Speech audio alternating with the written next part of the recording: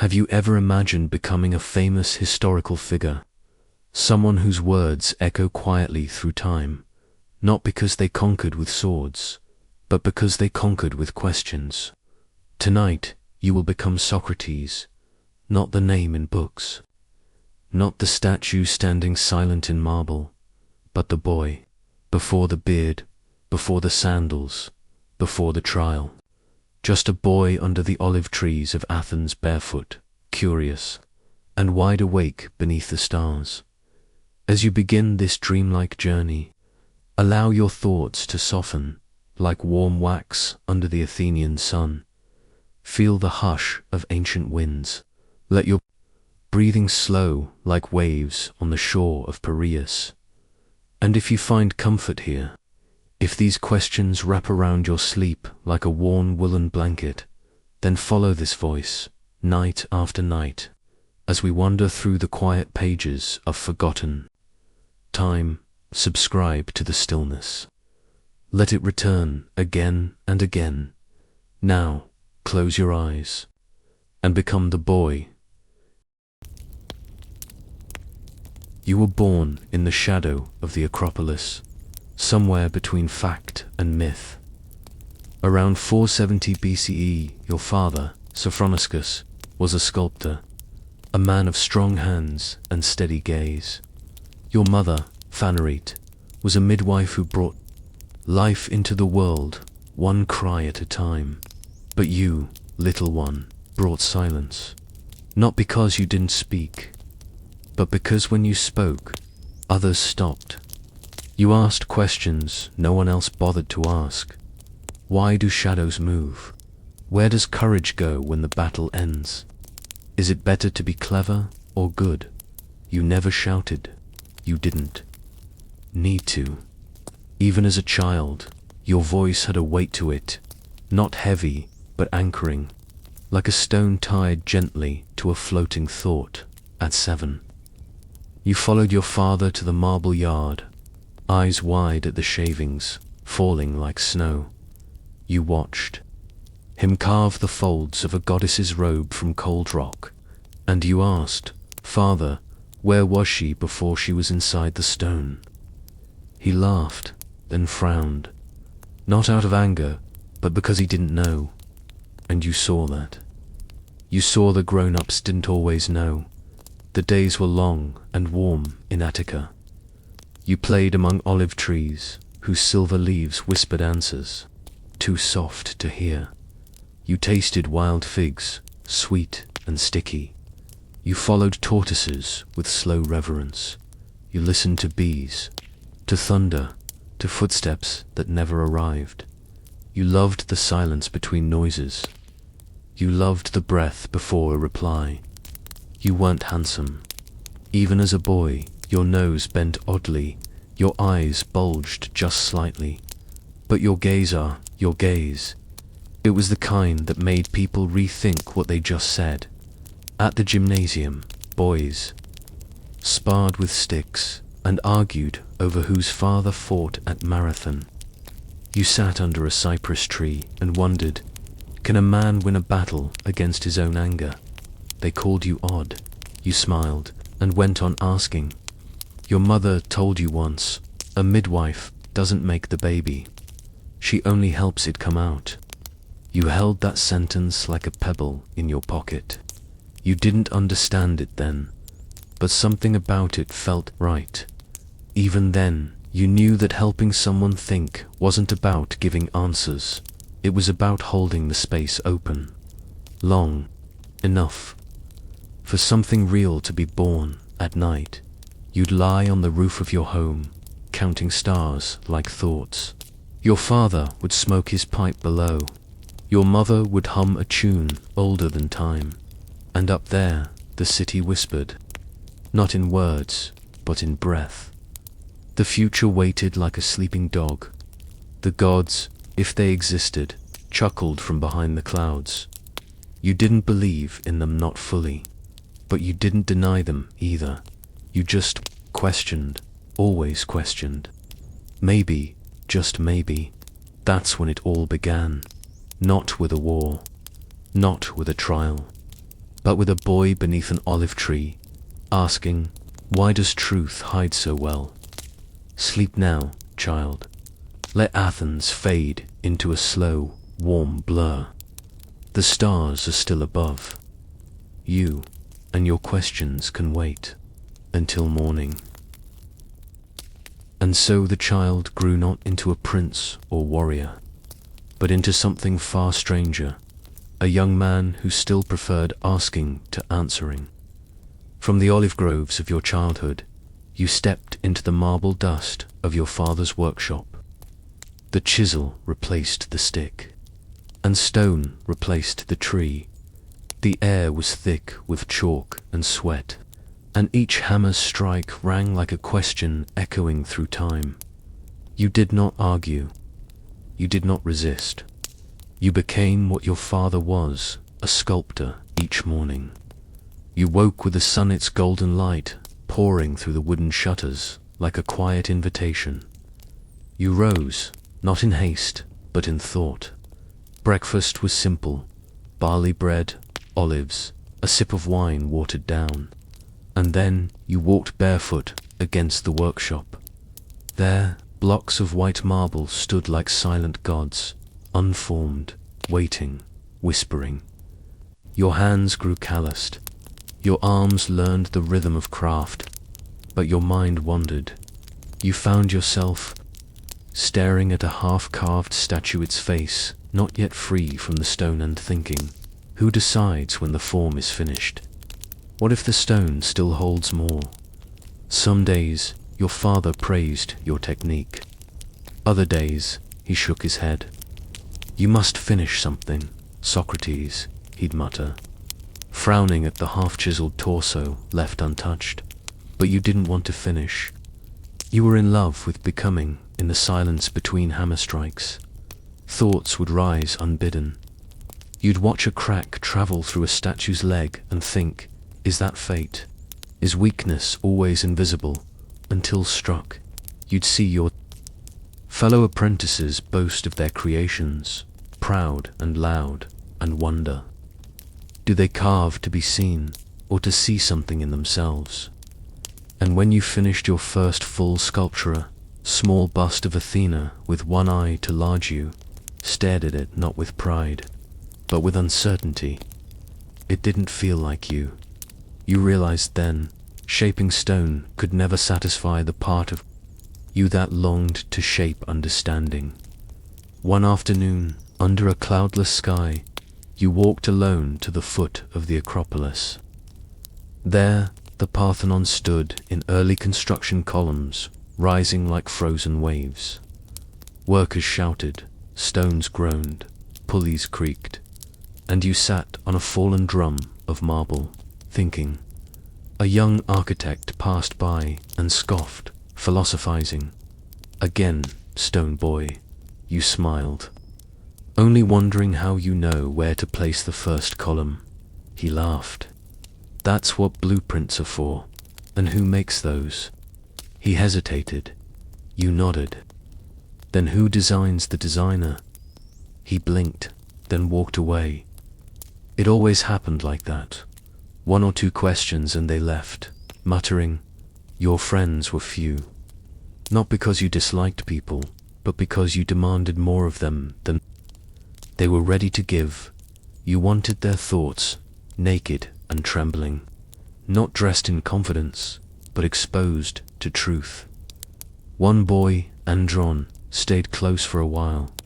He listened to you ask questions about gods, honor, justice, and love. He nodded a lot, but then one day, after a long pause, he said, Socrates, I think. Your questions make things worse. You tilted your head. Worse, or just clearer. He never returned. By 20, you were strong. Not like a wrestler, but solid, with thick calves and a sun-leathered neck.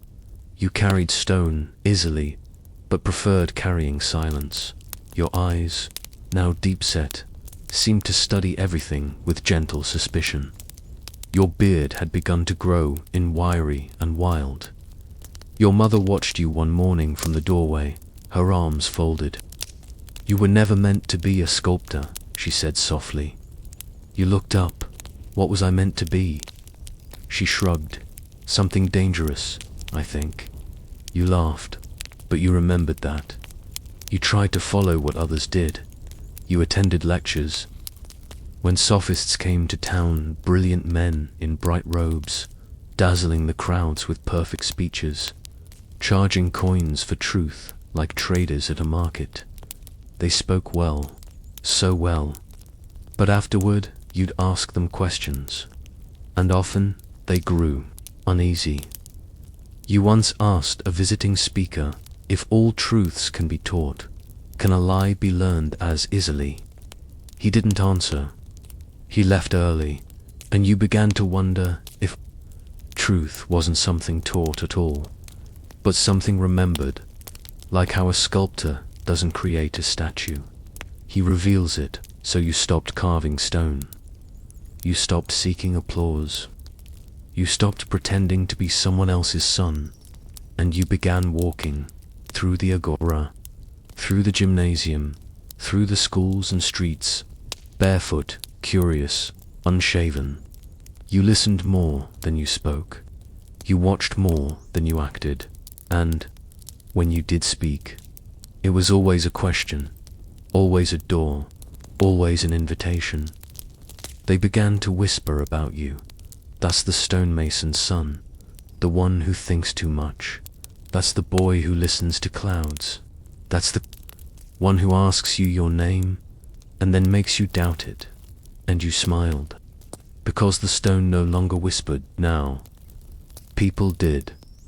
The olive trees still stood where you used to play. The marble blocks still gleamed white in the sun. But you were no longer of them.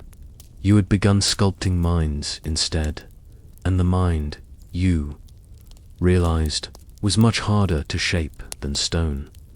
So sleep now, young philosopher. Let the questions rest. The chisel is down. The dust has settled. Tomorrow, the agora will wait, and there, the real sculpting will begin. The marble dust has faded now, brushed from your fingers like an old life forgotten. You walk differently these days, no longer with the slow rhythm of a craftsman, but with the thoughtful meander of someone always listening, always sensing. Something just beyond the horizon of speech. You begin your mornings not with the sound of chisels, but with the murmur of voices, drifting up from the agora, the heart of Athens.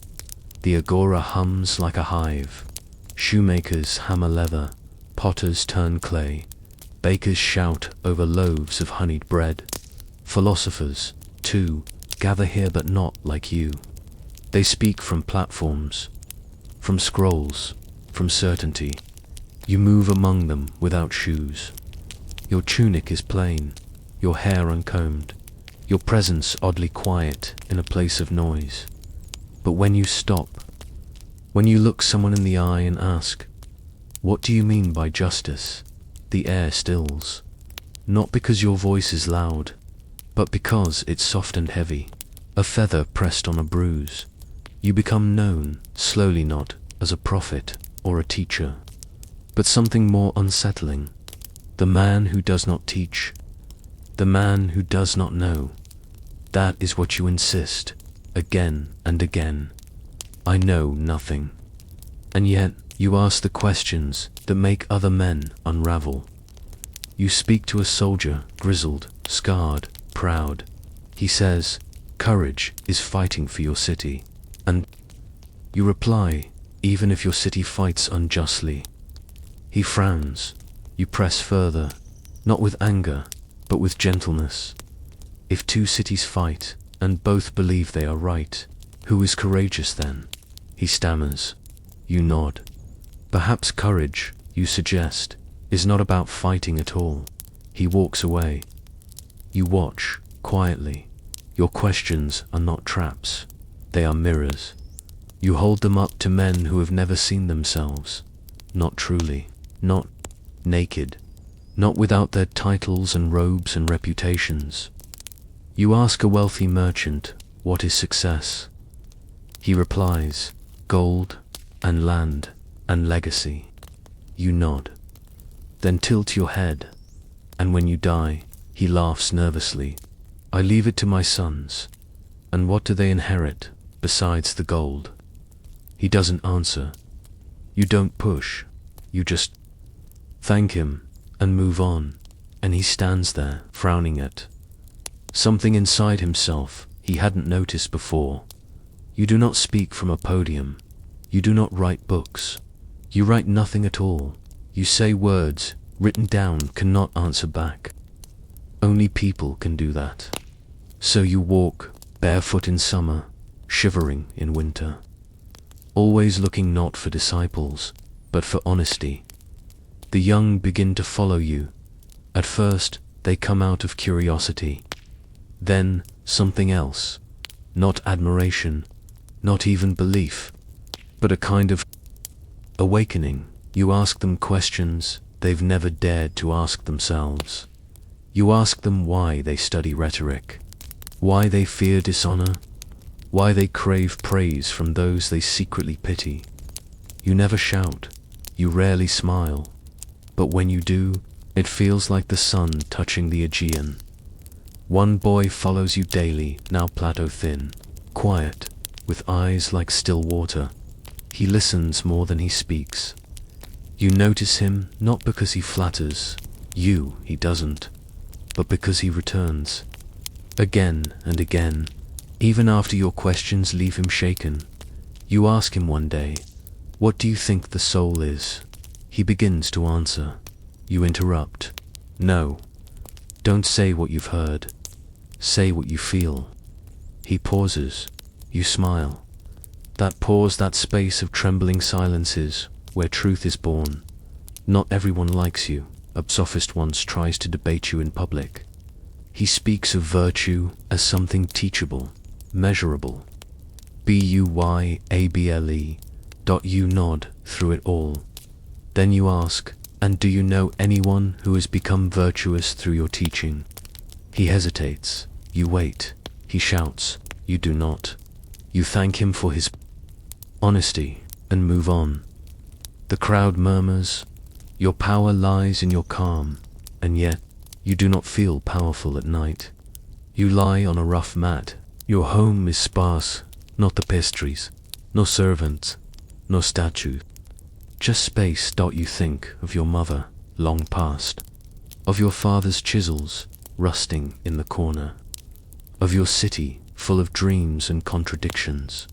You wonder if truth exists or if it is only the pursuit that matters. You close your eyes, and before sleep takes you, you whisper to the silence, "If I am wise, it is only because I know I do not know."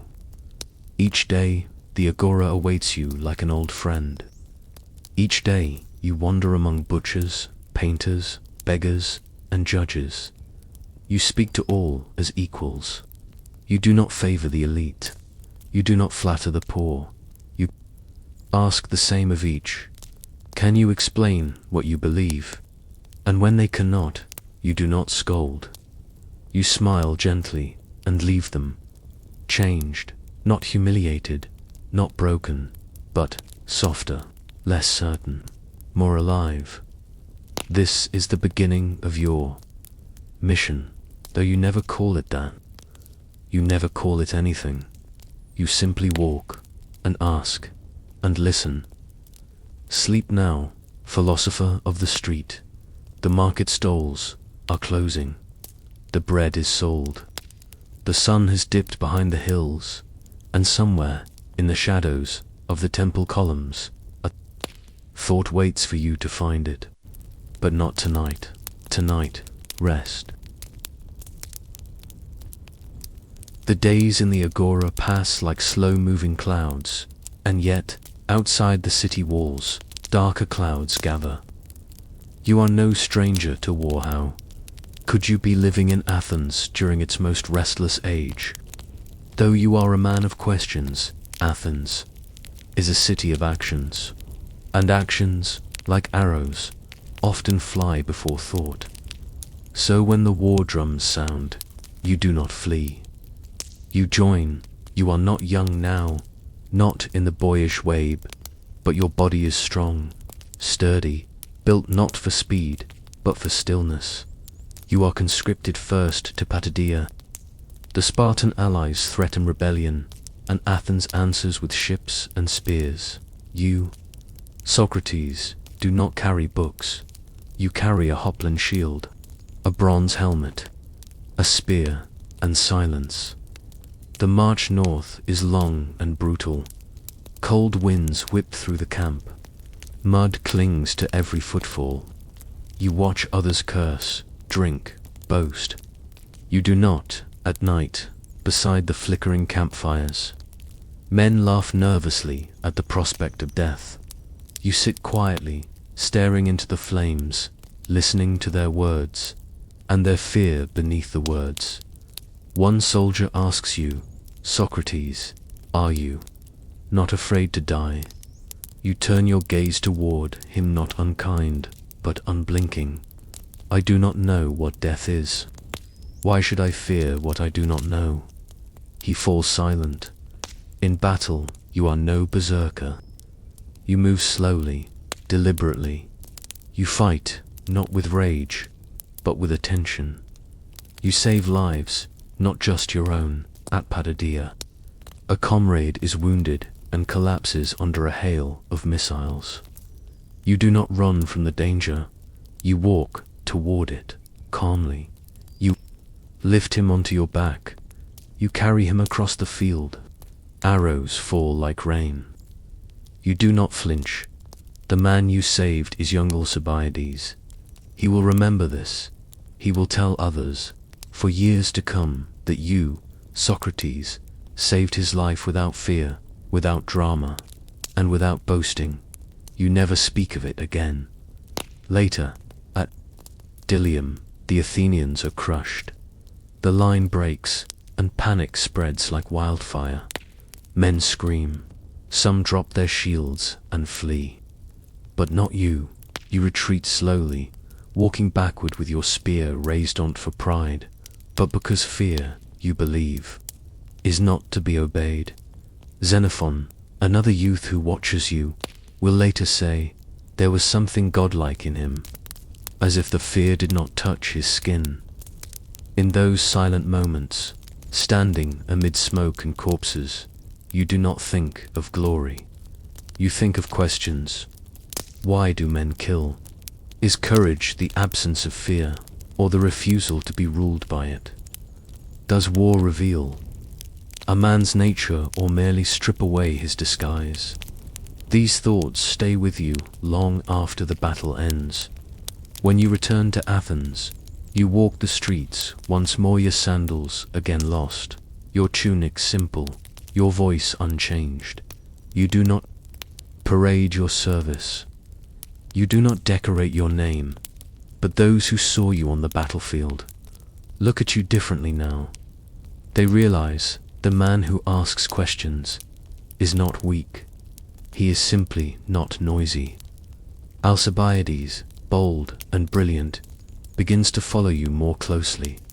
He is everything you are not: charming, ambitious, beautiful, and yet he listens to you as a thirsty man drinks from a well. He tries to tempt you with power, with influence, with plans. You decline. Come with me to politics, he says. You shake your head. To lead others, you reply, I must first know how to lead myself.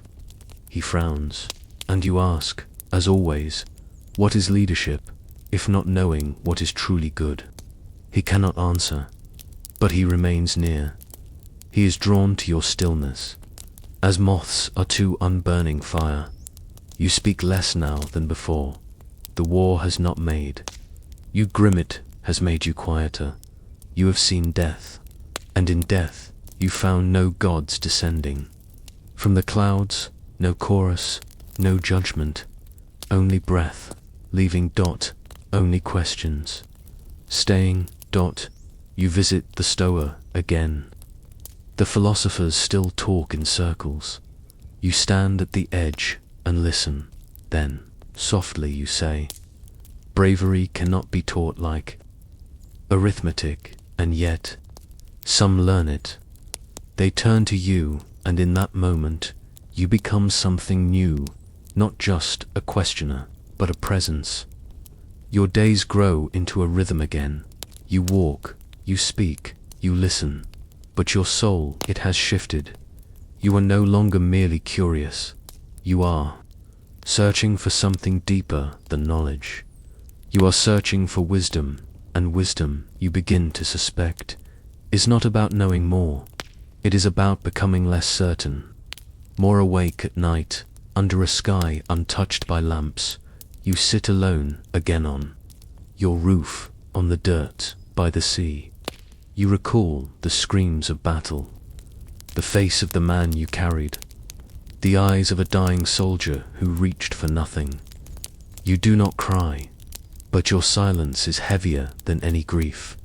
You begin to think that philosophy is not just an exercise of the mind, it is a kind of preparation. Death, and if one can learn how to die well, perhaps one can finally learn how to live. Sleep now, warrior without a sword. Let the sounds of battle fade into soft echoes. Let the shield rest beside you. No enemies here. No cries, no dust. Only stillness. Only the question, what is worth living for, if not the truth? The days after war taste different. The bread is sweeter, the wind gentler, the silence deeper, and yet something presses softly against your chest, like a breath that won't leave. Not fear, not sorrow, a question. You return to the agora, not out of habit, but out of calling. The rhythm of the market resumes, sandals scuffing, olives trading, voices rising like gulls. And still you walk, barefoot, unnoticed by most, but unforgettable to a few. Your reputation has begun to shift. Some call you eccentric, others say wise, but you remind them you know nothing. They laugh, you do not dot, and then the riddle arrives. It begins not with thunder, but with a French reffen, a nervous, loyal man, bright-eyed and impetuous. He rushes to find you one day, gripping your arm. Socrates, he pants, I went to Delphi.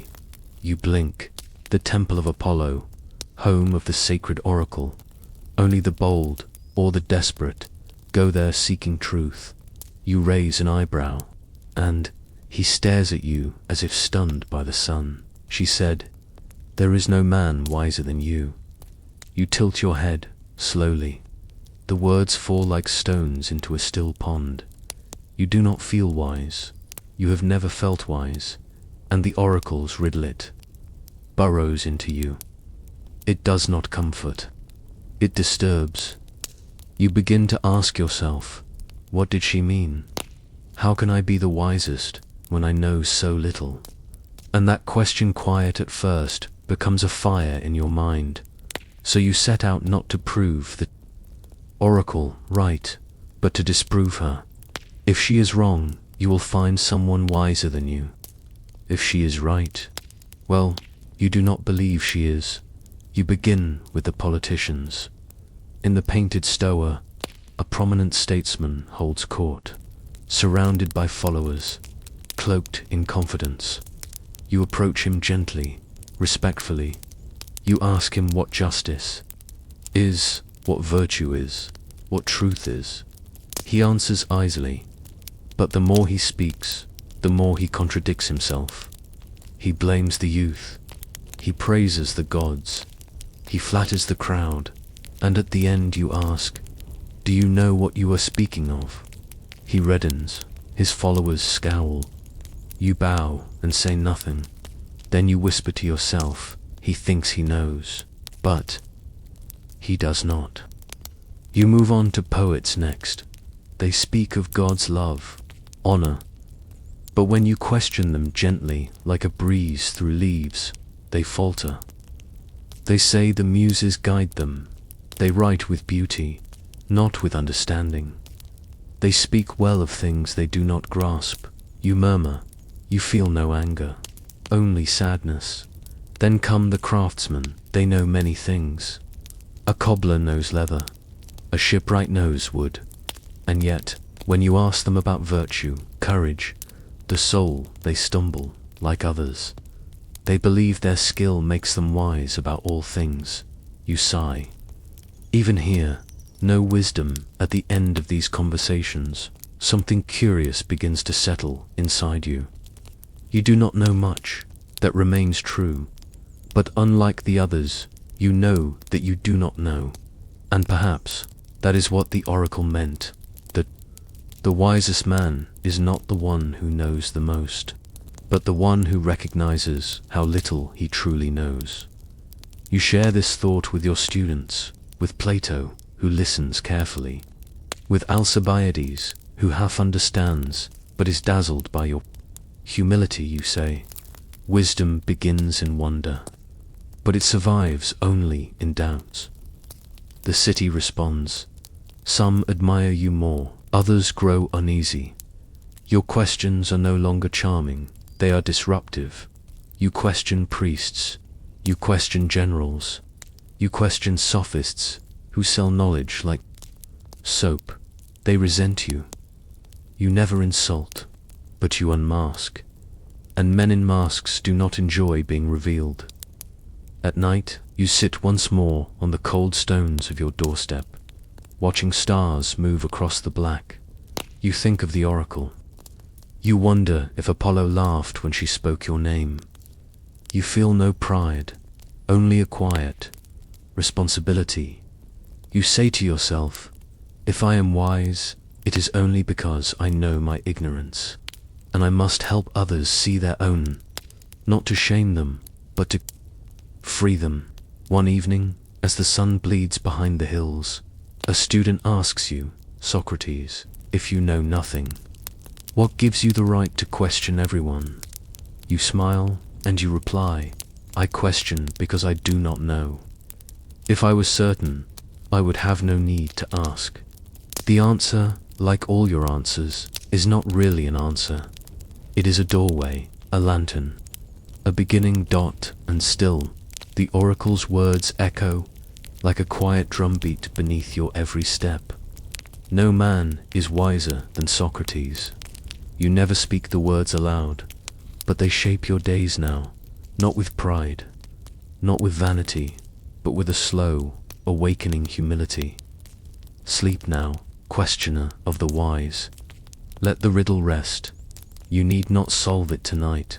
Let Apollo keep his silence a while longer, and let the truth arrive, like morning light, soft, slow, and unexpected. The oracle's riddle lingers in your breath, but you carry it gently now, like a stone worn smooth in your hand. And as the years settle into your bones, you begin to attract not the powerful, but the young, not because you promise answers, but because your questions make them tremble in ways they never expected. They come to you like moths to a quiet fire, curious, flickering, eager to be near something that cannot be grasped. They sit with you under colonnades, in the shade of olive groves, on worn benches in the gymnasium, and you speak to them, not like a master, but like a fellow traveler. There is Plato still young, still forming. His eyes are soft, but deep. He listens more than he speaks, his hands always folded, as if cradling something delicate. You challenge him, what is beauty? You ask, he stammers. He lists shapes, colors, forms. You press, is something beautiful because it is seen, or because it awakens something within the soul? He falls silent, thoughtful. You smile, you've planted the seed. In time, it will become a grove of dialogues. Then there is Alcibiades, fiery, radiant, a star wrapped in silk. He is adored by the city, and he knows it. He arrives one evening with wine on his breath, draping his arm around your shoulders. Socrates, he slurs with affection. You are the only man I cannot seduce. You raise your eyebrow, amused. I do not wish to possess you, he continues. But I would give up all my beauty just to be wise like you. You say nothing, and then you whisper, and I would give up all the wisdom I may have, to be free of the desire for praise. He blinks.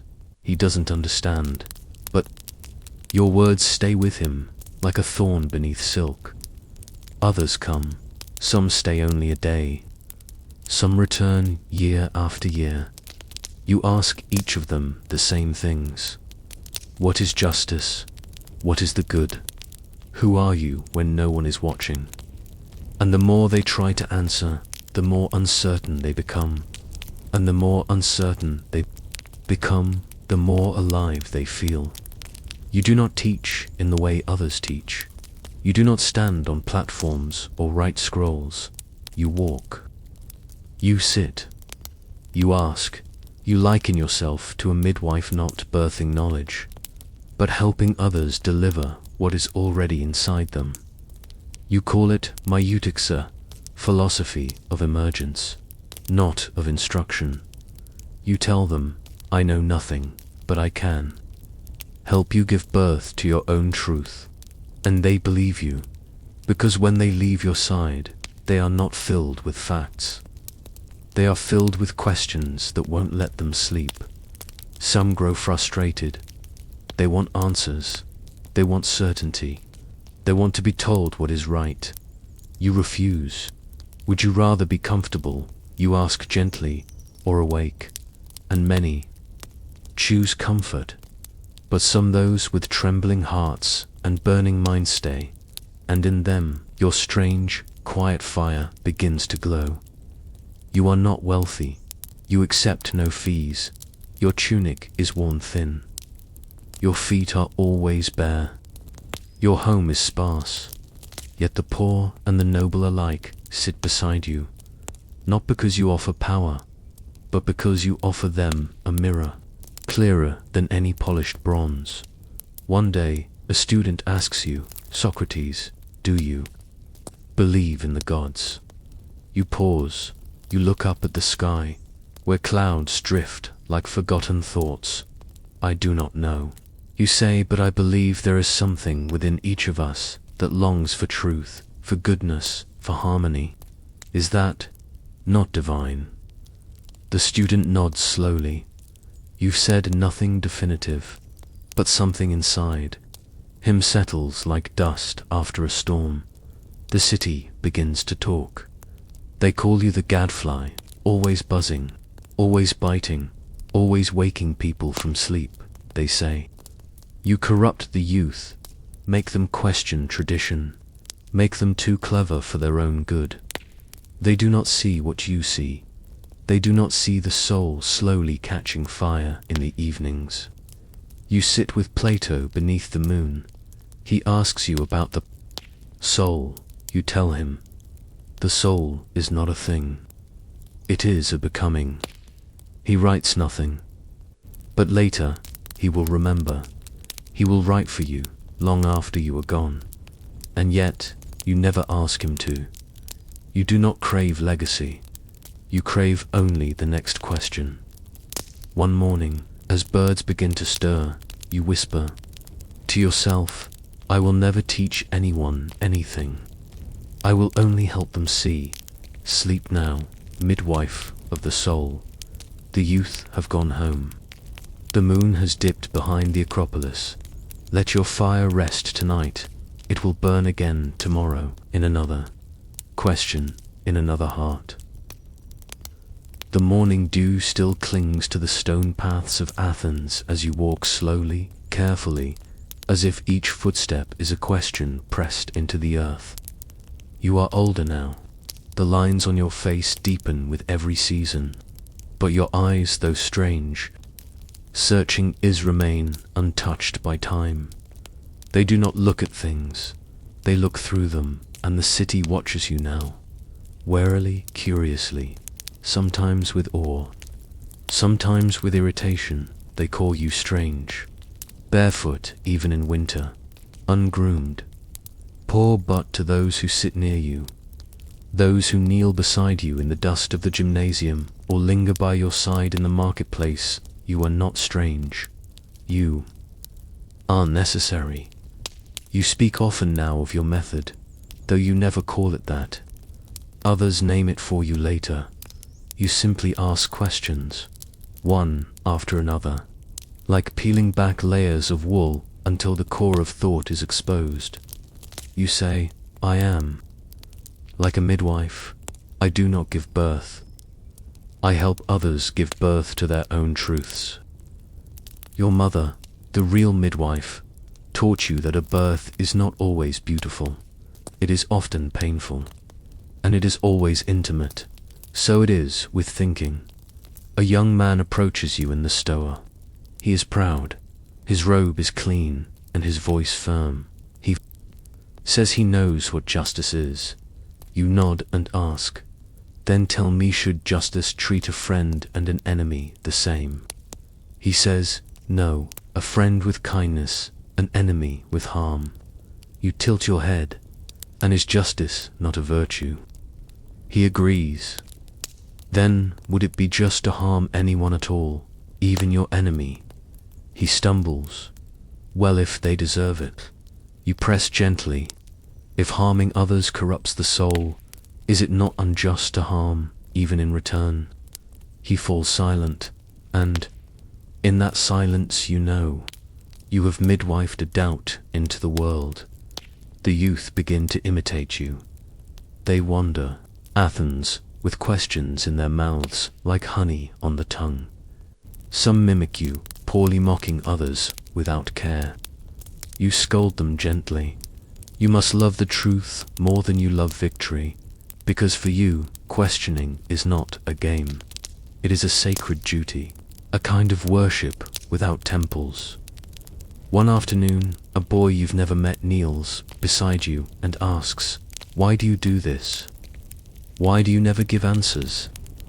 You look at him tenderly, because answers end the conversation. Questions keep the soul alive. He doesn't understand, but he stays with you until dusk anyway. Plato writes everything down in his own time. You do not. You've always distrusted the written word. You say, a written word cannot answer back. It cannot defend itself.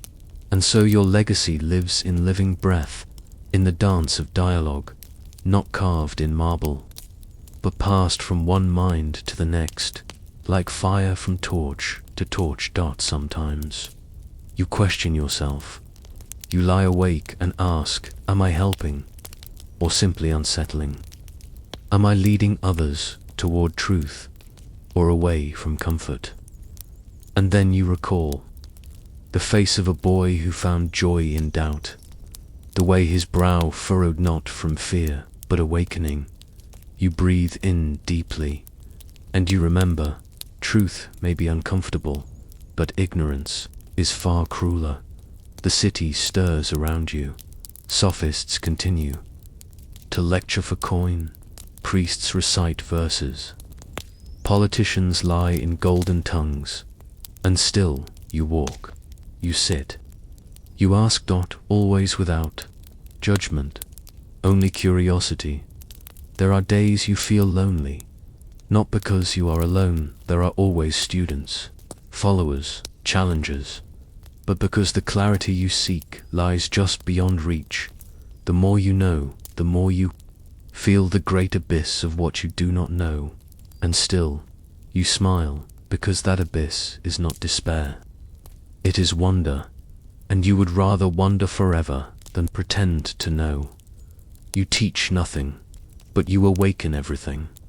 A man sits beside you and leaves changed not because you filled him, but because you made space within him for truth to enter. This is your method to disturb sleepwalkers, to whisper to dreamers, to stand beside another's thought like a midwife, hand steady, eyes kind, heart ready for whatever may be born. One day, as the wind carries the scent of wild thyme across the city, a girl approaches you. She is young, quiet, watchful. She asks, "Is truth always painful?" You look at her a long time. Then you say, "Only at first. Afterward, it brings light." She nods, and she stays. You do not remember their names, all the ones who come and go, but they remember yours, because you gave them no answers, only a place to begin. Sleep now, gentle midwife. The city is quieter tonight. Even the wind asks fewer questions. Let your method rest, and let tomorrow bring another soul to stir, another thought to cradle, another birth of light in the darkness. The city changes, though it still smells of olives and stone. The Parthenon rises higher. Statues are polished. Tensions simmer beneath marble facades. And amid all this still you walk, soft-footed and slow-thinking, through the crowded corridors of certainty.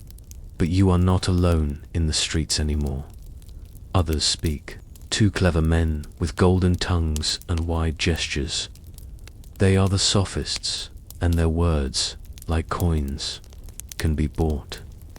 They arrive from foreign lands, garbed in bright fabrics, trailing scrolls and students. They say virtue can be taught, that truth is whatever wins the argument. They teach how to persuade, not how to question, how to appear wise, not how to be wise. You watch them quietly. You sit at the edge of their gatherings, eyes half-lidded, arms folded across your worn tunic. Their pupils hang on every word, and yet something feels hollow. One sophist, a man named Gorgias, claims he can teach any man to speak so well that he will never lose an argument. You listen, and then you ask, if speech alone can win the day, what becomes of the truth? He laughs, the crowd laughs, but you do not. You ask again, should the man who speaks best be believed, even if he speaks falsely? The crowd shifts. Gorgias smiles, but it's a thin smile. He moves on. You stay behind. You do not hate the sophists. You do not even blame them. They serve a city that craves applause, a city that rewards those who speak loudest and shine brightest. But you crave something else. Not applause, but insight. Not winning, but awakening. Some call you a sophist yourself. They cannot tell the difference. You speak often. You walk with young men. You challenge accepted truths. And yet, you charge no fee. You seek no fame. You refuse to claim wisdom. You ask questions that cost nothing to ask, but everything to answer. And that makes you dangerous. One afternoon, a student comes to you in tears. She had attended a lecture from a famed orator and returned dazzled. But, she whispers, his words sounded perfect. And yet, I felt nothing. Why? You touch her shoulder gently. Because beauty in speech is not the same as beauty in truth. You begin to speak more openly against the sophist's not with anger, but with clarity. You say, they teach men how to speak. I wish to teach men how to listen to themselves, and to what is right. You are not trying to win debates. You are trying to save souls from the illusion of knowing, and yet, you do not always succeed. Some of your own students drift away. They find certainty elsewhere. They grow tired of never arriving at answers. They crave solid ground, and your questions offer only open sky. You let them go. Plato stays, so does Xenophon, and sometimes Alcibiades returns, now a man of war. ambition curling around him like a lion's mane. He brings rumors with him of enemies made, of voices whispering that you corrupt the youth, that you twist religion, that you make nothing and destroy everything. You nod, you've heard it all before, but the city hears it, too, and the seeds of distrust begin to root in the soil of public fear. You sit beneath the portico one cool evening as the sun spills like honey over the marble streets.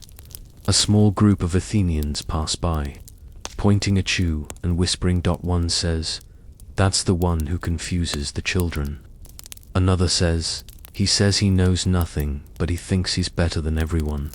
You lower your eyes, not in shame, but in stillness. Let them pass. You are not here for their approval. You speak one day of masks.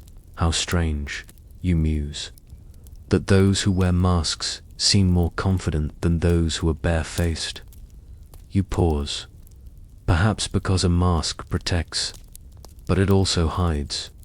And the students grow quiet, because in their hearts, they wear masks too. This is your fight now, not with swords, but with shadows, not with enemies, but with illusions. You do not try to destroy the Socrates, you simply keep asking questions, and your questions undo more than any attack could daunt. Sleep now, quiet challenger, let the masks fall. Let the voices fade. Let the truth breathe freely in your chest. You have spoken enough today, and tomorrow the questions will wait. The morning is overcast, not with rain, but with something harder to name, a kind of heaviness in the air. Even the pigeons seem quieter. Even the wind hesitates.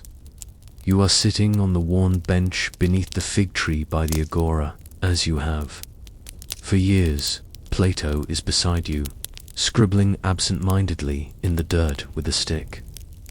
Alcibiades is gone again, this time to war, or to scandal, or to glory.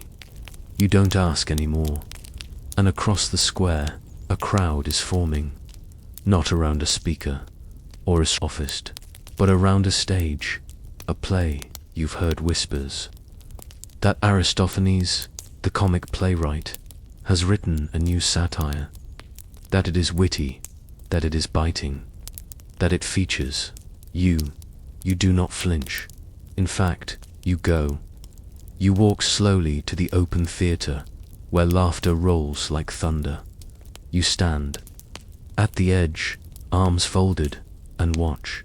And there, under the painted backdrop of clouds and stars, a character shuffles on stage, bent, barefoot, wild-haired, with a bulging gaze and a nose stuffed with questions. The audience roars. The character's name, Socrates. He is a fool, a charlatan, a cloudwalker, a man who speaks nonsense and corrupts boys with circular speech and empty riddles. He teaches nothing, believes nothing, mocks the gods. You watch him dance across the stage, mumbling absurdities about fleas and feathers and floating thoughts. And you smile. Not a bitter smile, a quiet one, because part of it is true and part of it is not. And that space between truth and falsehood is where you've lived your whole life. Plato looks over, eyes burning with offense. Will you not defend yourself? You shake your head. If people can be turned by a play, you murmur, then they were never mine to keep. But the play does its work. The people laugh, and in their laughter, a seed is planted. A man who questions everything cannot be trusted. A man who doubts the gods is a danger. A man who corrupts the young should be watched.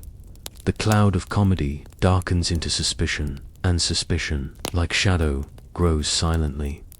You walk through Athens and feel eyes linger longer than they used to. Shopkeepers no longer nod. Old friends cross the street. The questions you once asked with ease now receive curt replies. or none at all. You are becoming inconvenient, but you do not stop. You still sit with the young under the olive trees, still talk in the gymnasium, still visit the stoa, head bowed slightly, asking gently, what is justice? What is honor? What is the self? Some still answer, some still return, but the air is colder. You are not afraid, but you are aware.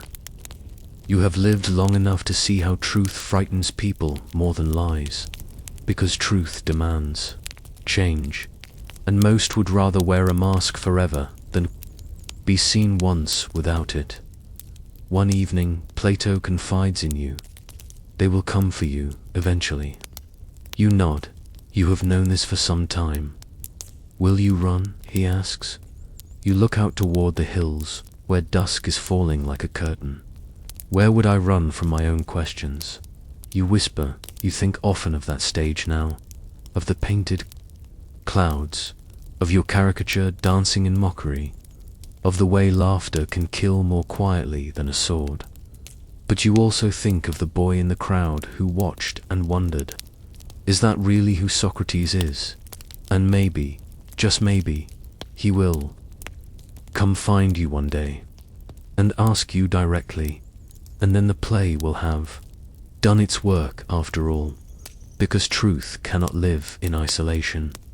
It must be questioned, poked, mocked, and finally chosen freely.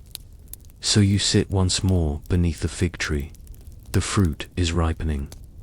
The air is still, and you think, if laughter can turn into fear, then surely fear can be turned back into curiosity. Sleep now, questioned questioner. Let the shadows rest. Let the clouds drift. You have been seen. You have been mocked. And still, you remain. That is your courage. And tomorrow, you will rise again, barefoot, open, and unafraid. The city is no longer the same Athens you once walked barefoot through with wonder. Something has shifted, not just in the people, but in the soul of the city itself. The democracy you once questioned with care and love has fallen. In its place now sits silence, cold, bitter, enforced. 30 men have taken power. The tyrants, they do not ask questions. They issue orders. They do not listen to ideas. They erase them, and in this dark season of Athens, words are no longer free. You feel the weight in the air like a breath held too long. Even the pigeons on the rooftops seem hesitant now. Even the wind is afraid to speak. You do not flee. Others, dust collars, dissenters, artists, many vanish. Some are imprisoned. Some simply disappear. But you remain, not out of stubbornness, but because you know something few dare to admit. Wisdom must not leave when fear enters. One day, the 30 tyrants call you, not to praise you, not to debate you, to command you. They order you, Socrates, to arrest a man, a fellow Athenian, a political enemy, a name on a list. They know your reputation, they know your silence, and they want to stain it. They want to see if your conscience bends when ordered to do what you know is wrong. You walk home that night. The stars are pale. The street is empty. The lamps flicker like they, too, are unsure if they should keep burning. Plato finds you sitting alone. He asks, will you do it? You look up, eyes calm, voice steady. No, but they'll kill you. You nod. Better to die in innocence than live in betrayal of myself. You do not arrest the man. You refuse. And you leave the office without fanfare. No one stops you. But you know you've made a mark. A quiet line in the sand. A whisper that even tyranny can hear. The days continue. The city walks in whispers. You still speak with the youth, though more quietly now, more carefully. Your questions remain the same, but the world around them is brittle, and even truth can cut too deep when the walls are made of fear. And then the 30 fall, just as quickly as they came. They are cast down. The old democracy stumbles back into place, wounded, uncertain, and Athens breathes again, but not without scars. The city wants healing. It wants forgetting. It wants to bury what was done, but you remember, and in remembering, you begin to understand something deeper, that justice is not just a word, it is a wound that must be reopened, examined, and allowed to hurt before it can heal. You speak of this to your students. You say, obedience is not virtue. Silence is not safety. If a man will not speak the truth when it is hard, he must not speak it when it is easy. Plato writes these words down. They will echo long after your sandals have turned to dust. But others do not want echoes. They want quiet. They want peace, even if it means turning their eyes away from the rot beneath the surface, so they turn toward you again, not because you are loud, but because you are unerasable. Because you remain, your presence becomes a discomfort, a stone in the city's shoe, and slowly voices rise, accusations, corruption of the youth, impiety, disrespect of the gods, old words, familiar shadows, this time not from a comic stage, but from a courtroom. You hear the rumors, you see the shift. Your friends worry. You do not, because you've spent your life preparing for this moment, not with weapons, not with followers, but with clarity. And when the summons comes an official complaint, inked in public, you do not tremble. You take the paper, you read the charges, you fold it calmly and place it in your robe, and then you walk home barefoot, as always. Sleep now, unshaken soul. The tyrants have fallen, but the trial awaits. Let tonight be quiet. Let your breath settle. Let truth rest in your chest. Like a steady flame, it will not flicker when the storm comes. The day begins as any other. The sky above Athens is pale blue, almost kind. The olive trees shake gently in the breeze, as if sighing for you. And yet, the streets carry a different rhythm, more watchful, more charged. You rise before dawn, not hurried, not afraid. Today is the day you stand on trial. The charges are known now, posted in public for all to read. Socrates, charged with impiety, refusing to recognize the gods of the city, and with corrupting the youth. Strange words, these charges. You have never denied the gods. You have simply asked what they are, and you have never poisoned the young, only invited them to think for themselves. But questions, it seems, can be more dangerous than poison. Plato walks beside you in silence. He is young, but his brow is furrowed. With a heaviness he can barely carry, he asks quietly, "Will you defend yourself?" You nod. "Of course," you say, "but not with charm, and not with lies." The court is not a dark hall, it is open, under the sky. There are no judges in robes. There are 500 juris citizens of Athens, ordinary men. They sit in rows, eating figs, shifting on wooden benches. They will decide your fate by a simple vote, and yet you do not try to win them. You begin your speech simply, with no theatrics, no illusions. "I am not clever with words," you say. "I do not speak to persuade, but to share what I know," which, as I've said before, is very little. Some chuckle, others frown. You go on. "I have spent my life asking what is good, what is just, what is right. And because I have asked, they say I am dangerous. You pause. But is it not more dangerous to pretend to know what we do not? Your voice is calm. Your body is still. You do not flatter the jury. You do not weep as others do. You do not bring your sons to cry before the court. You do not beg for pity. You say simply, I have done what I believed was right.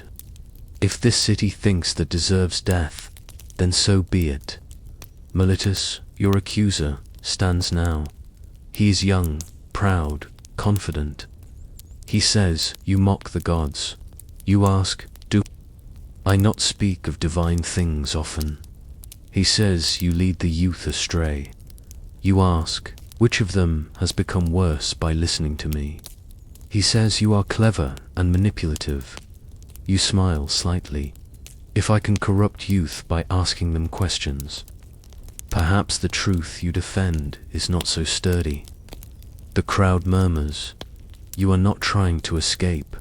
You are trying to be clear, and clarity, you know, is not always comforting. You say to them, I do not know what comes after death, but I know this, to be silent when one should speak truth is worse than death. The vote comes quickly. You do not flinch as the ballots are counted. 281 vote guilty. 219 vote not guilty. A narrow margin. But enough. Now comes the second vote. Your punishment. You are asked to propose your own. It is custom. You stand quietly, arms at your side, eyes steady. What do I deserve? You repeat. Aloud, you pause, and then you say it. I should be rewarded for serving this city, for awakening its soul. Perhaps a seat at the Prytaneum, where champions of Athens are fed. The crowd stirs. Some laugh, some shout, but your face does not change. Then, more softly, you offer an alternative, a small fine. 30 minas. My friends will pay it. But it is too late. You have not begged. You have not wept. You have not pretended. And for that, they vote again.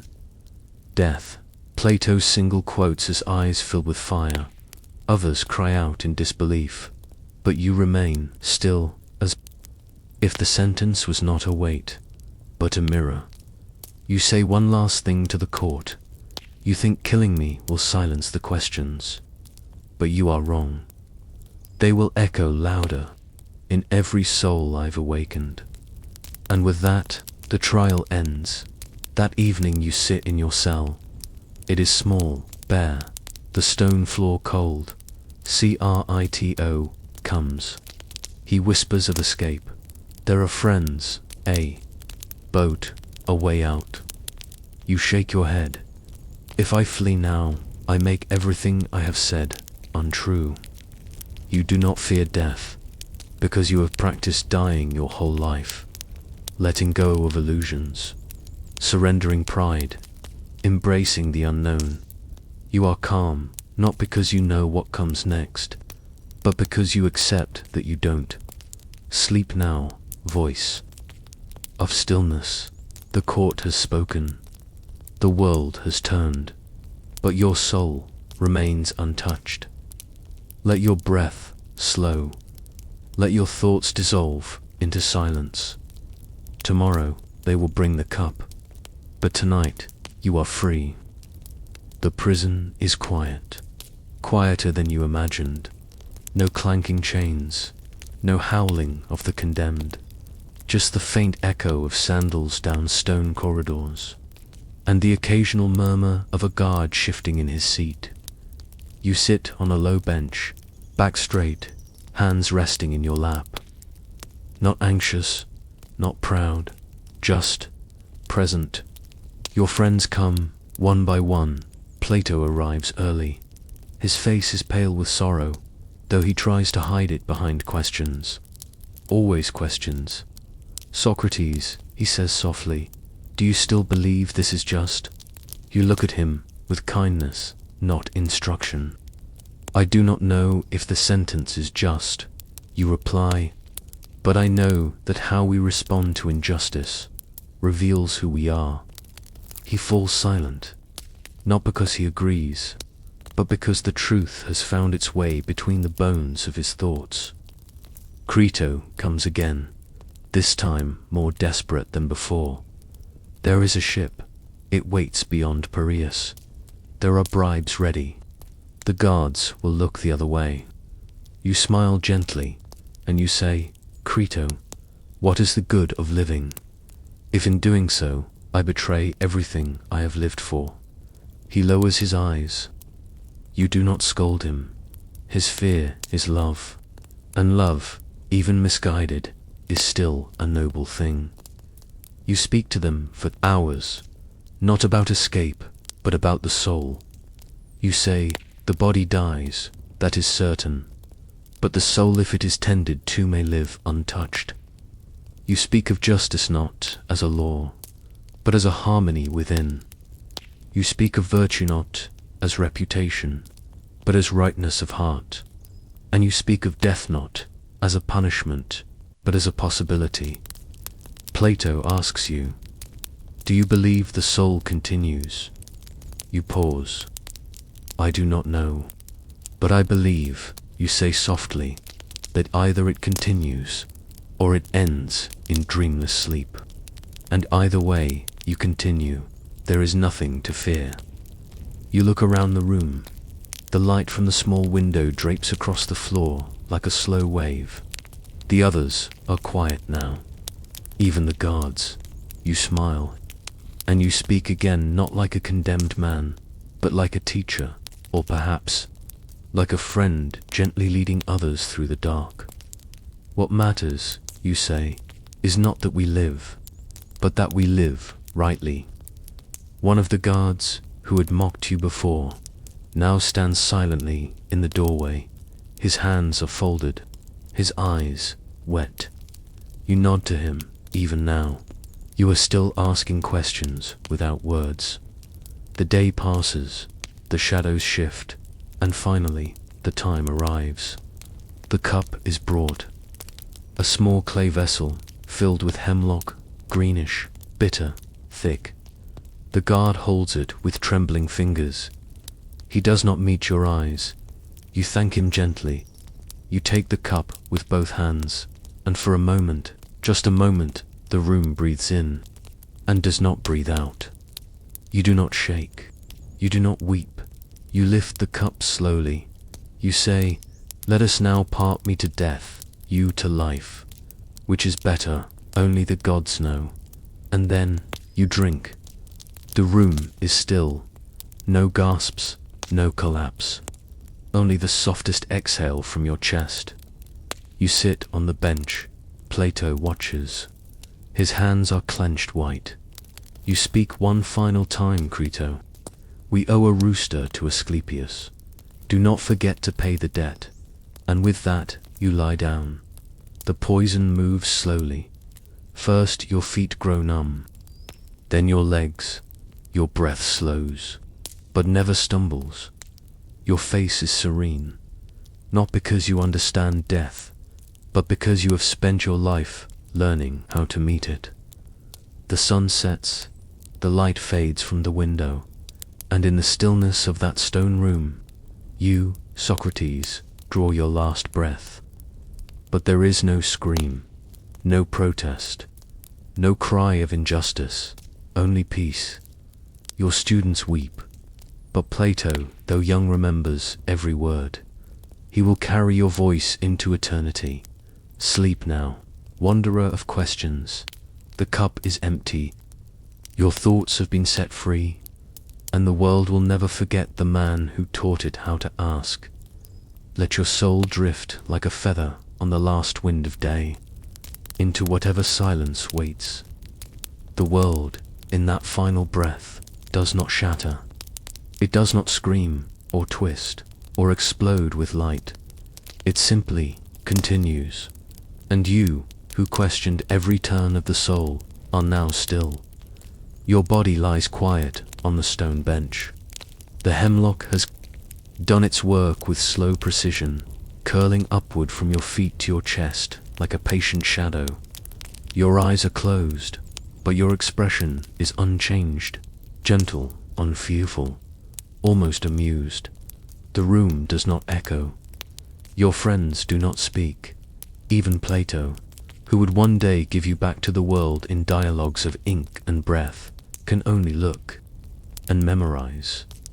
You are gone, but not lost. That night, the city sleeps uneasily. A few whisper about the trial, the verdict, the hemlock. A few celebrate, but most simply turn inward silent, thoughtful, uncertain why this death feels different. You were not a king, not a general, not a prophet. You built no temples, wrote no scrolls, and yet your absence rings louder than most men's lives.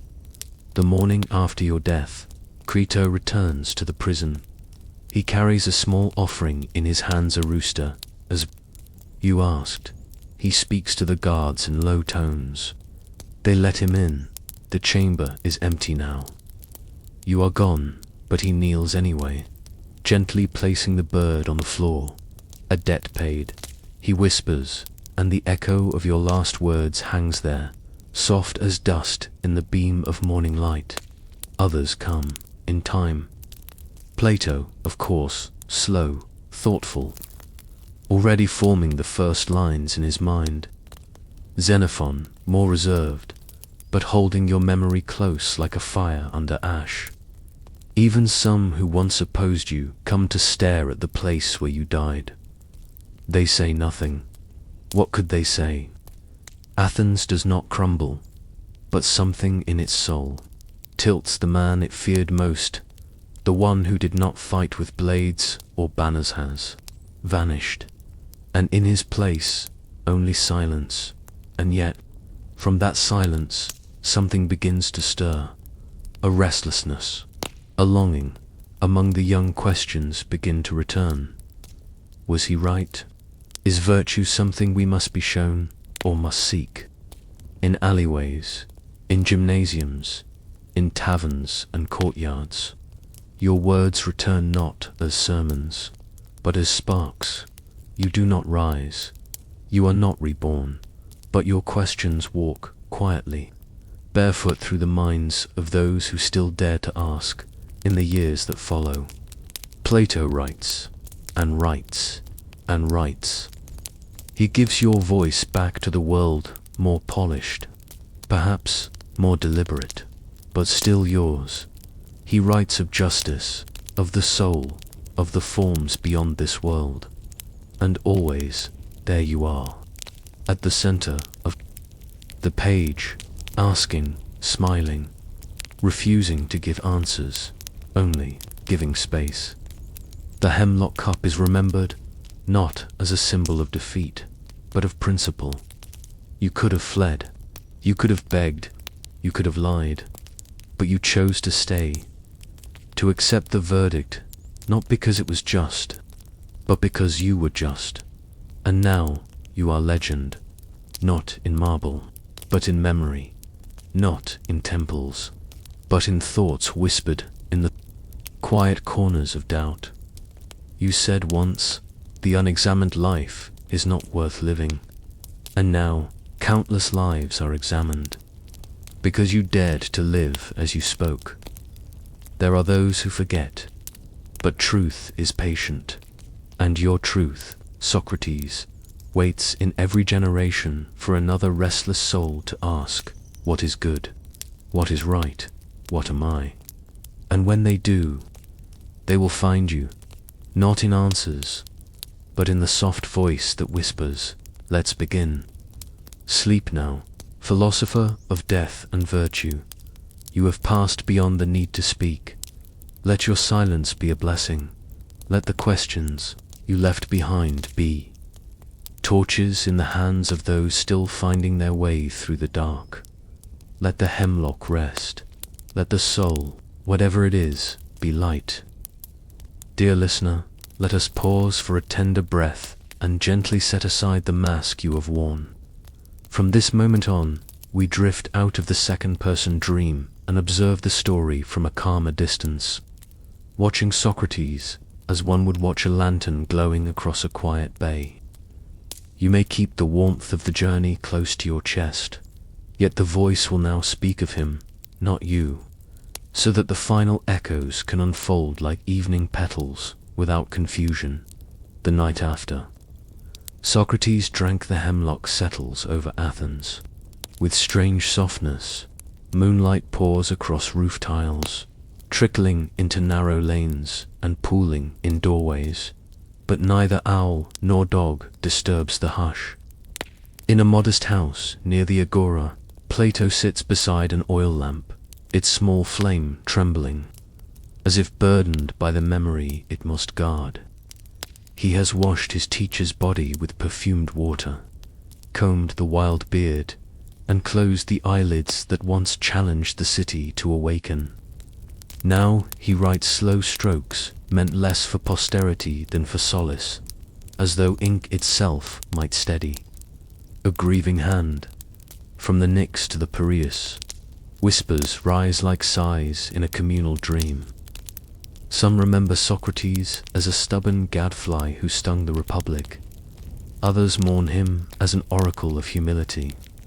Yet even those who celebrated the verdict feel unease, as if they have extinguished a hearth that secretly warmed their own dark rooms. At first light, a humble procession carries the philosopher's body beyond the Dippolon gate. There is no state funeral, no marble bier draped in purple, only rough linen and the low chant of friends who understood that virtue requires no trumpets. Crito walks at the front, palms pressed together, murmuring the prayer ode to Asclepius. Behind him, Xenophon, home on brief leave from campaign, steadies a reed flute, but chooses not to play. Each footstep sounds louder than expected. The morning sparrows fall respectfully silent.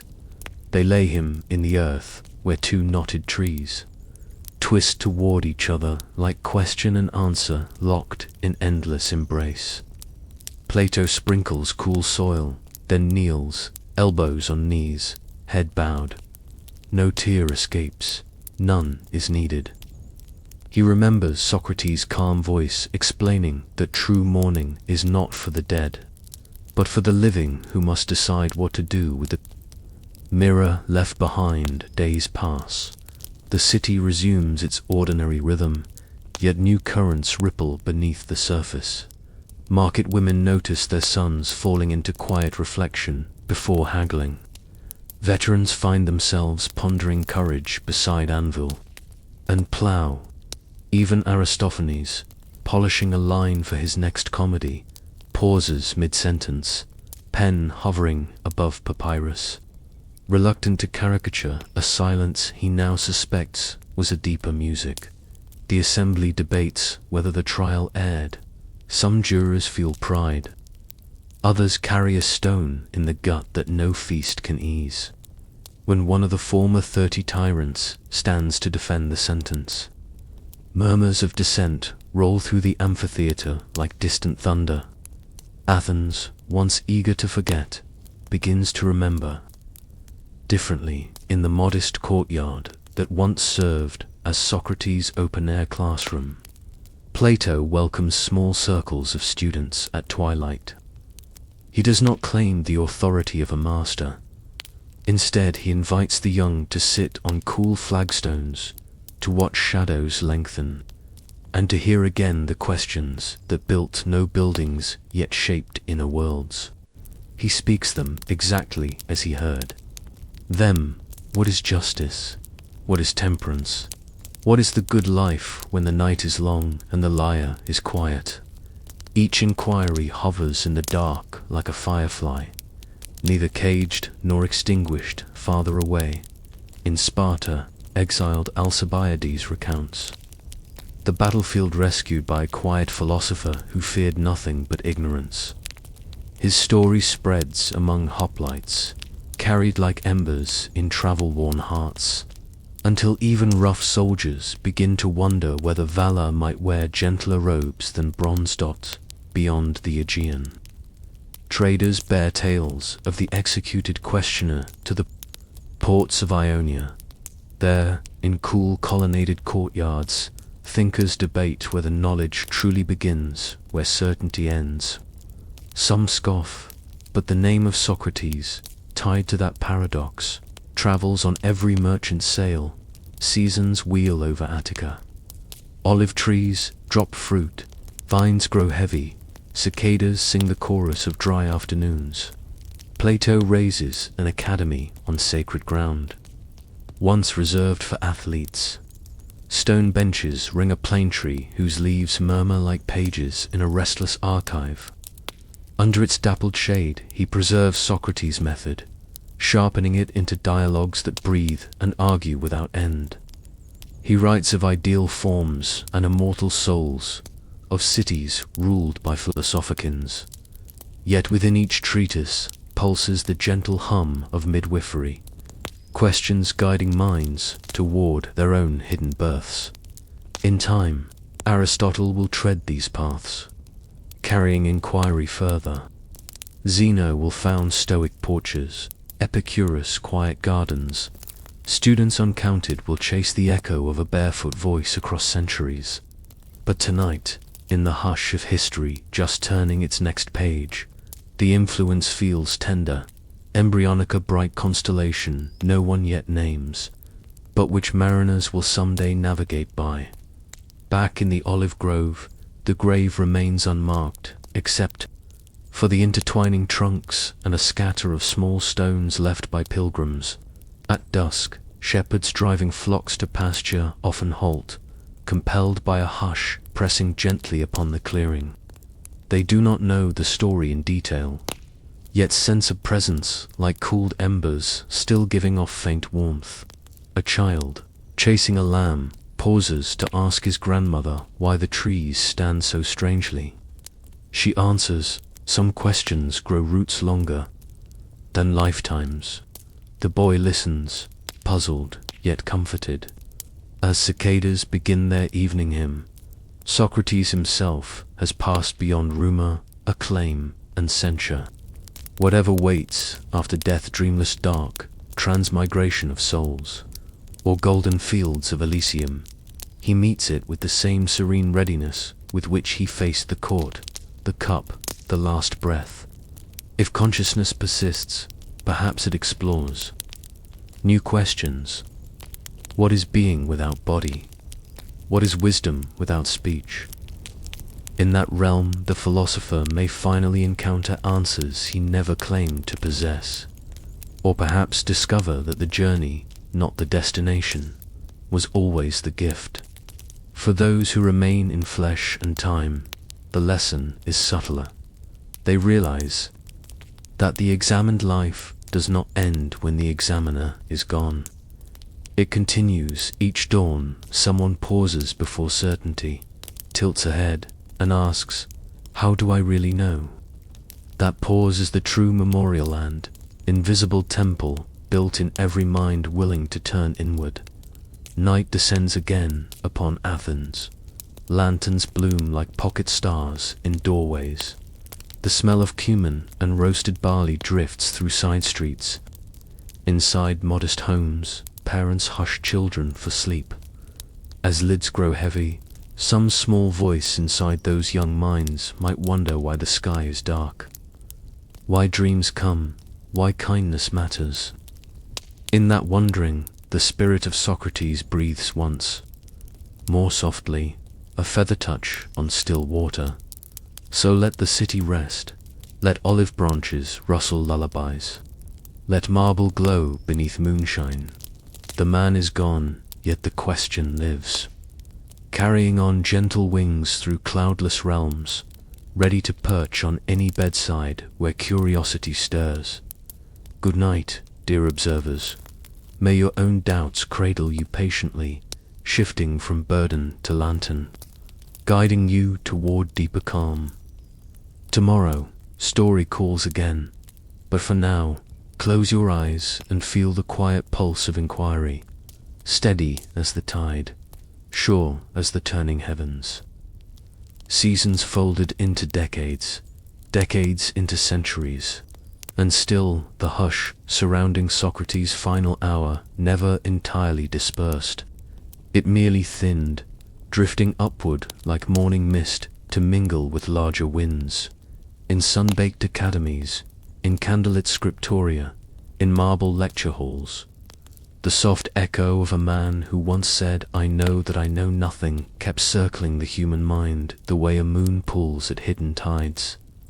Plato grew grey beneath the plane tree of his school, reading drafts of dialogues aloud to pupils who replied in careful hexameters. Some evenings, when our wings flitted above the colonnade, he would pause mid-sentence, gaze toward the invisible grave outside the city, and smile as if listening for a familiar sandal step in the dust. In those pauses, the students sensed something rarer than syllogism, reverence without possession. After Plato came Aristotle, brisk and empirical, gathering specimens, naming constellations, charting the pulse of government. Yet even he who loved catalogues more than clouds began each investigation by asking the simplest, most unsettling questions, a habit he attributed to the old master who feared no ignorance. Centuries slid by. Alexander's armies brought scrolls to Alexandria, where librarians copied Apology and Crito, onto papyrus so thin it rustled like insect wings. When the library burned, black ash whirled over the harbor. Among the cinders, fishermen swore they saw phrases in the smoke short, pointed questions that refused to burn. Stoics took those questions to painted porches. Epicureans carried them into quiet gardens, fragrant with rosemary. Cynics shouted them in marketplaces, wearing patched cloaks and fearless grins. Rival schools argued about atoms and providence, pleasure and duty. But on one matter they quietly agreed, their quarrel traced back to a bare foot. Athenian, who had loved the argument more than the prize. Rome marched across the Mediterranean, paving roads and standardizing weights, yet every so often a governor, weary of tax ledgers, opened a Greek codex and found Socrates calmly defending justice before 500 jurors. Strange, the governor might mutter, that this prisoner seems freer than his judges, and some small hinge in his thinking would shift, never to return to its original angle. When empire fractured into dust and monasteries became arks for vanished learning, monks preserved the dialogues like fragile seeds. Illumination after illumination showed a stout, unhandsome man tilting his head in eternal inquiry. Quills scraped vellum, winter howled beyond thick walls, and the question, "What is the good?" glowed above every margin like a single candle resisting night. The Islamic Golden Age translated those pages into Arabic. Commentators in Baghdad paired Socrates with prophets and physicians, admiring his method as a cure for certainty. They compared his death to the martyrdom of saints, noting that a cup of hemlock required more courage than a battlefield charge, because it was swallowed in silence and full wakefulness. From Damascus and Toledo, the manuscripts slipped westward, crossing into a Europe just waking from feudal slumber. Schoolmen debated essence and existence beneath vaulted stone. Merchants formed guilds. Travelers returned from crusades with fragrant spices and troubling doubts. Wherever doubts sprouted, Socrates was already there. Invisible but unmistakable, like the taste of water on a long journey, familiar, essential, never quite describable. Renaissance artists, carving marble or mixing ultramarine, spoke of the graceful refusal to appear strained. In their notebooks, they sketched an old man with rough beard, eyes shining not handsome, but lit from within by something stronger than physical symmetry. What is beauty? They asked again, in a culture drenched with frescoes and sonnets. And every painter knew the question bore Socrates' watermark. Printing presses clattered, books multiplied. The hum of new ideas swelled. Reformers challenged cathedrals, scientists unsettled cosmoses, explorers stitched oceans together. And through each upheaval, the Socratic spirit acted like yeast, invisible, irrepressible, expanding every vessel that tried to confine it. During the American dawn, a handful of delegates argued in a hot Philadelphia room. One quoted the trials of Athens to defend freedom of speech. Another invoked the unalienable right to pursue happiness, which, to him, meant the liberty to examine life without king or parliament prescribing answers. They adjourned near midnight, sticky with perspiration and compromise, but certain of one thing: a nation worthy of hope must tolerate even the gadfly. In lecture halls of the 19th century, professors in black frock coats traced philosophical genealogy, from Socrates to Plato, from Plato to Kant, from Kant to each restless. Students staring out rain-streaked windows. Some left class to march for abolition, some to author manifestos. All carried away at least one small bright shard of Socratic glass, pricking their conscience when slogans grew to smooth dot. The 20th century spun faster than any clockmaker predicted. Wars roared, cities glowed electric, radios chattered. Rockets pierced clouds. On courtroom steps in Alabama, on prison islands in South Africa, defendants cited the right of and the duty to break unjust laws, as Socrates had broken complacent silence. Journalists filed stories. Readers argued at breakfast tables. Somewhere in each debate lingered his calm premise: obedience that ignores conscience is no virtue. Digital decades followed. Servers hummed, screens dazzled, algorithms guessed, opinions ballooned like fireworks, yet authentic dialogue felt rarer than ever. And still, buried beneath click and scroll, the simplest prompt survived: why do you believe what you believe? Whoever bothered to sit with that prompt, letting discomfort unfold into reflection, joined an unbroken conversation spanning 24 centuries. Historians sometimes ask why this one figure-lacking army, temple, or scripture so thoroughly infiltrated collective thought. The answer hides in plain sight. He never sought to conquer anyone at all. He simply met each mind on equal ground, asking for nothing but honesty, offering nothing but patience. Conquest fades. Patience propagates. A sword's empire dissolves. A well-turned question reproduces indefinitely, quickening wherever curiosity finds air. At dusk, on a small present-day balcony, a high school student rereads apology for a homework essay and pauses on the line about the unexamined life. Traffic. Drones below, neon flickers across glass, but the sentence lands with surprising weight.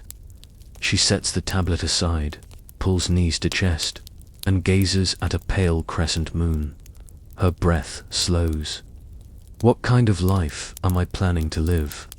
In that stillness, Socrates speaks again, not as a lecture, but as a hush that redirects attention inward. No grade can measure the shift. Yet something irreversible has begun, an opening that may take years to name. Half a world away. A retiree with insomnia streams a calm podcast narrating the philosopher's story. The host's voice lulls him towards sleep, yet just before dreams arrive. He wonders whether late life certainty might soften enough to let fresh questions sprout. The thought is featherlight, but enough to loosen one knot of regret. He dozes, breathing more freely than the night before. Thus the legacy endures, not a doctrine sealed in granite, but a climate of inquiry, renewing itself whenever a human being refuses to settle for second-hand conclusions.